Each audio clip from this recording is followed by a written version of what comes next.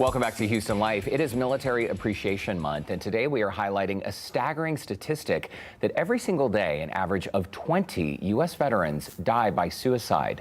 The nonprofit K9s For Warriors is working to change that by backing a bipartisan bill that was just reintroduced in Congress. Yeah, it's called the Service Dogs Assisting Veterans Act, and it would provide nonprofits with funding to provide service dogs to veterans in need. Now, Daniel Bean, CEO of K9s For Warriors, and Navy veteran Chris Luna are joining us now on this effort. It's so important. Thank you guys for joining us in Studio B. Thank you very much. Okay, so I'm going to actually start with you, Daniel, because this is a bipartisan act, meaning it has support on both sides. But let's catch our viewers up on how this came to be. Well, the veterans that are diagnosed with post-traumatic stress disorder, the VA generally treats with medication and things of that nature. So K9s For Warriors has been at it for 14 years, pairing veterans with post-traumatic stress disorder with service dogs.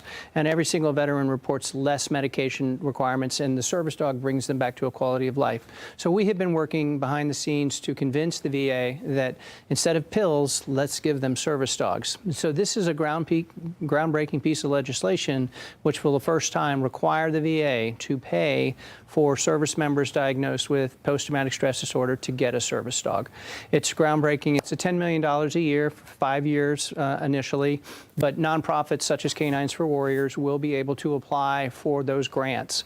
The most a nonprofit can get is $2 million, but for us, $2 million allows us to save unbelievable numbers of amounts of warriors. So we've done 1,138 pairings so far in our 14 years, but this would allow us to really vastly increase that and other service dog companies with whom we partner. Wow. And Chris Luna, I know your Navy friends call you Luna.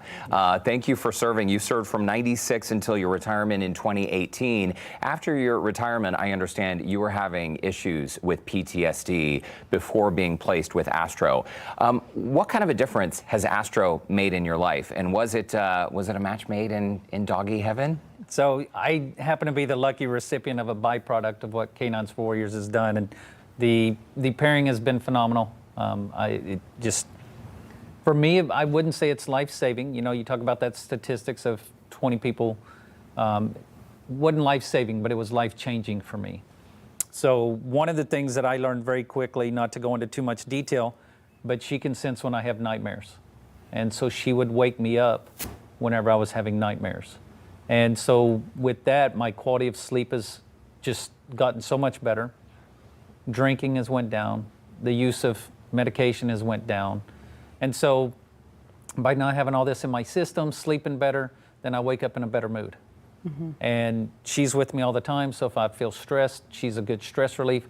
So my quality of life has just astronomically been so much better. Just improved. Mentally and physically. Mentally and physically. Daniel, the K9s For Warriors is actually based in Florida, but it serves Houston. It serves people just like Chris.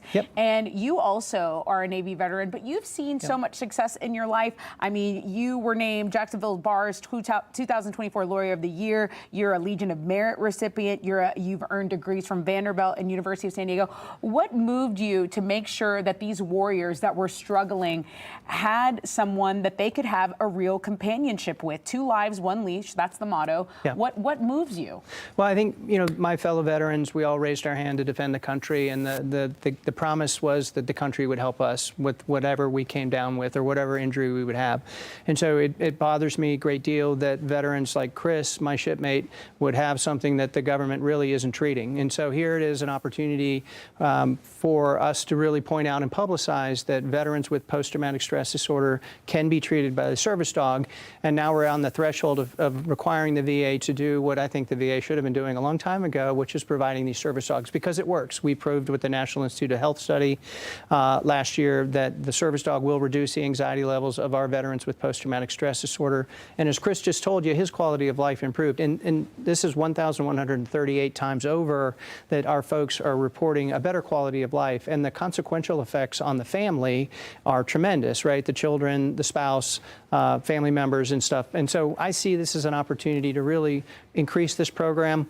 The VA, the $10 million a year in the service dog industry, our goal will be to grow that to $100 million. Our view is that every veteran that is diagnosed with post-traumatic stress disorder, and there are over 300,000 of them, if they want a service dog, they should get a service dog. Wow. And we have featured here on Houston Life a number of recipients of service animals. We've told stories of service animals. What I think is really cool about your organization, these are rescues. And considering another side of this coin, the number of animals euthanized in this country every single year, you're really saving 2 lives here. Yep, we like to say we save lives at both ends of the leash. And, you know, the SAVES Act has been really promoted by Congressman Luttrell from this area, and him and his staff and others have been just instrumental. And to grow this program, okay, and so you can grow it into first responders, you can grow it into sexual assault survivors. You can really, the service dog, I think, is going to be a proliferation of service dogs in our future because it works. Yeah, we're seeing these smiling faces on TV now. But Chris, we have we're running out of time. But what would you advocate for veterans to see that are needing help? I mean, my biggest thing is these service dogs are a tool to help us succeed in life. It's not a magic fix, you know, because you have different things, but they are a tool to help you navigate the everyday life that you're going to go out there and the challenges you're going to face. So again, you know, without donors, without support, without people like you promoting this, without his mission and vision to get this done, we wouldn't have these tools to be successful. Yeah, very well said. And call your members of Congress and ask for their support with this bill. Daniel Bean, Chris Luna, little Astro, who it looks like she's taking a little nap. Oh, good. Such a good girl.